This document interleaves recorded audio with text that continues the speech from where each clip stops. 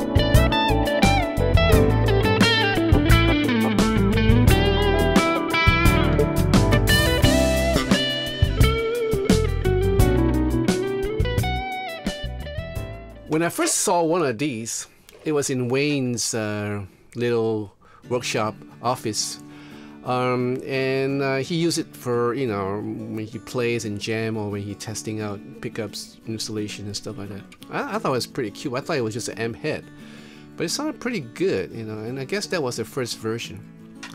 Well, Yamaha Singapore sent me this too. This is the 10, this is the 30. Different sizes, as you can see, but all the parameters can be downloaded via an app, either for the iOS or for the Android, and it looks something like this. You're gonna go in depth with this later on. These are the Yamaha THR series. This is the 10 and this is the 30. On the front panel you have a aux in, phone out for your headphones, input, guitar input in, or whatever you want to put in, you know, or you can actually put in a bass, acoustic guitar, and whatever. On the back panel, you have a USB out, and then you have the power in, which is like a 15-volt power supply. To turn on, basically you hold on to the power button, and then when you turn straight, this is like it's on. Right. Same with the non-AC supply. This is like I'm running this on the rechargeable battery. The same thing, just hold on, and then the power will come on. So basically, the unit is on.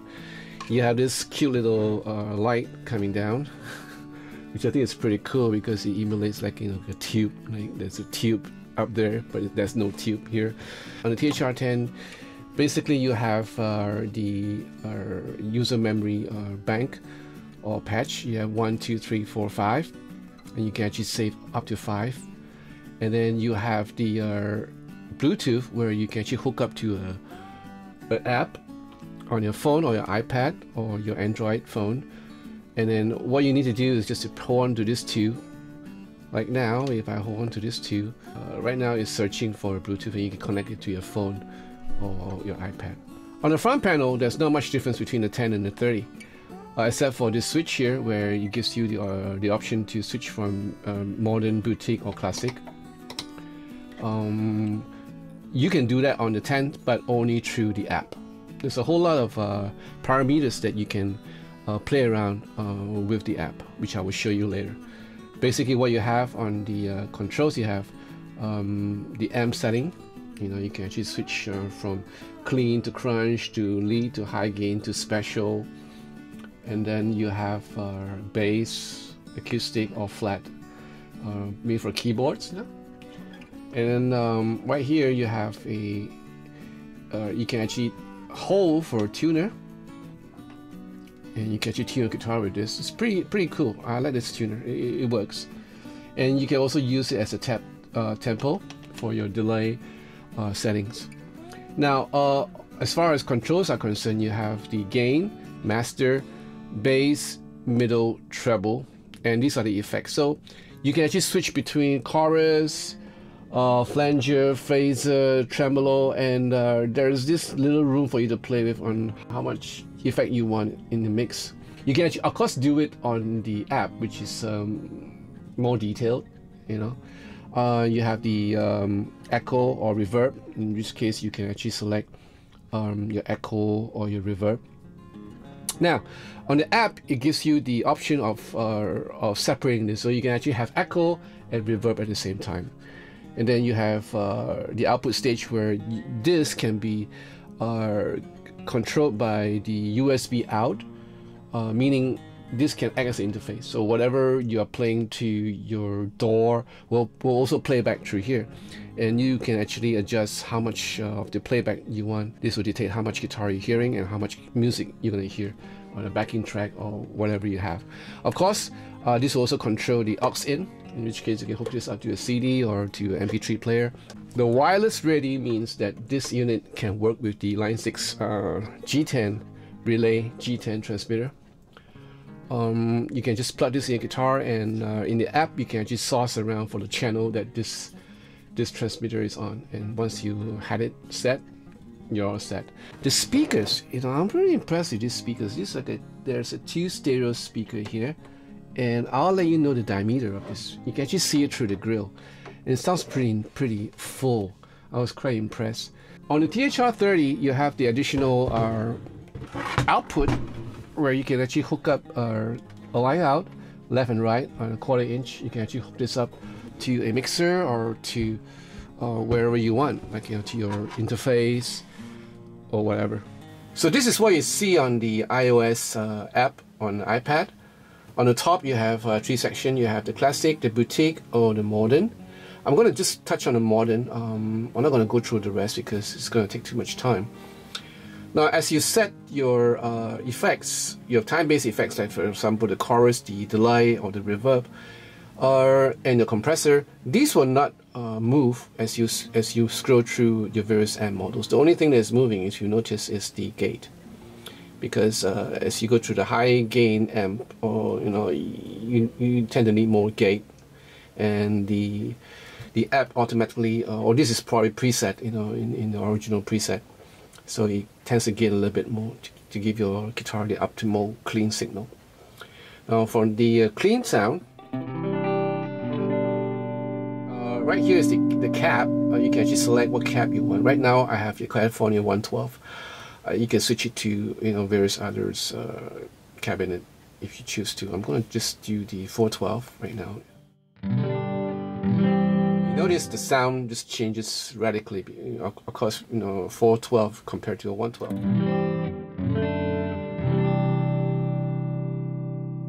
So back to the California 112. Back to the American 412. And then you can have your various EQ, gain,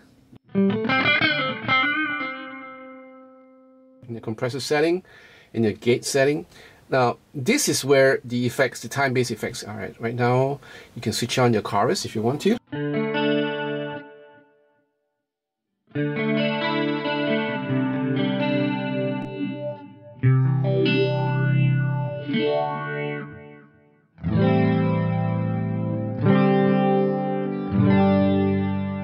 Tremolo.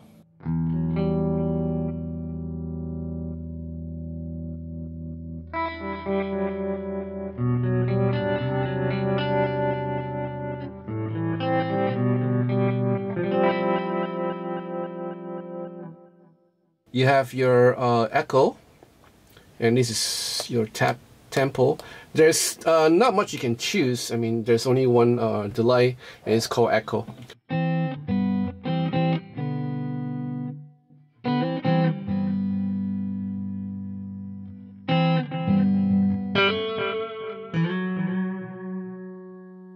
And then you have your reverb, where you can actually select 4 sorts of reverb, 4 types of reverb. You have the spring, room, plate, or hall. Let's hear how the plate sounds.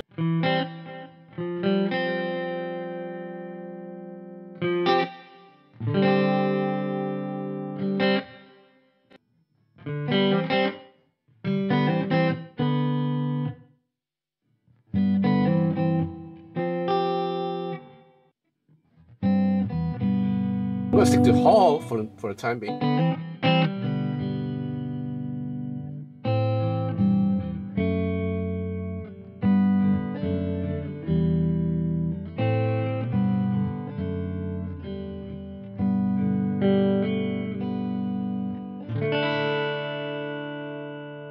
So as I switch to a crunch,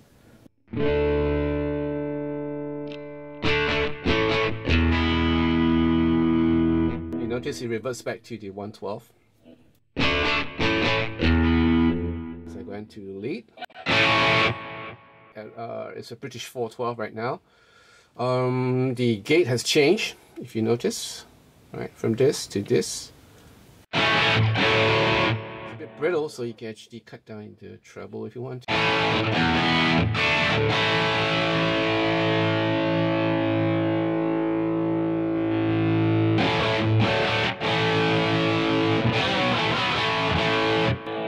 Then you have the the high gain.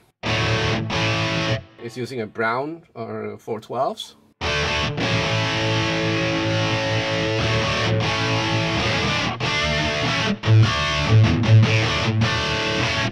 It's very quiet, I'm using the last pickup for my GNL ASAT, so it's actually quite noisy. But now it's like, okay, this is without the gate.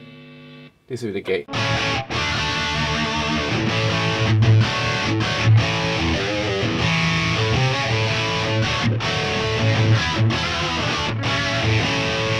Right, and then you have the special, which is like super overdrive.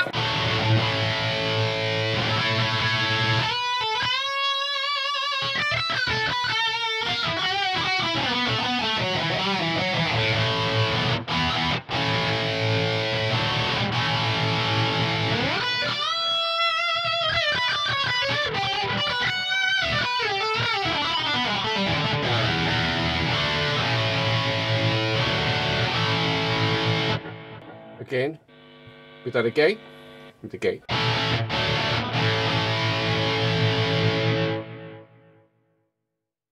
So basically you have like a sort of a stomp pedal type of setting where you have all your stomps here, and this is your amp setting, and this is your cap selection where you can actually choose which cap, and all this you can actually save on your preset over here. Just go here and save current preset.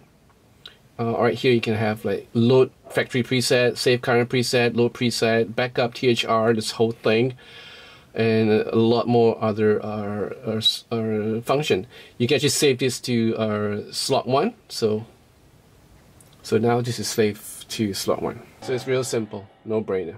The amp is powered in 2 ways, either by AC with a 15 volt or by rechargeable battery, which is built in.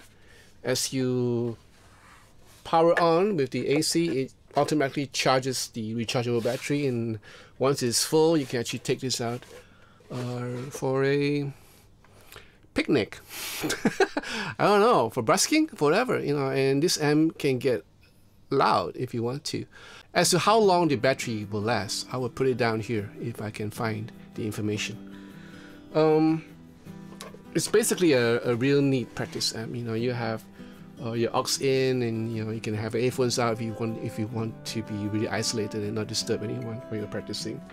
And there's 5 memory slots for you to save all your presets.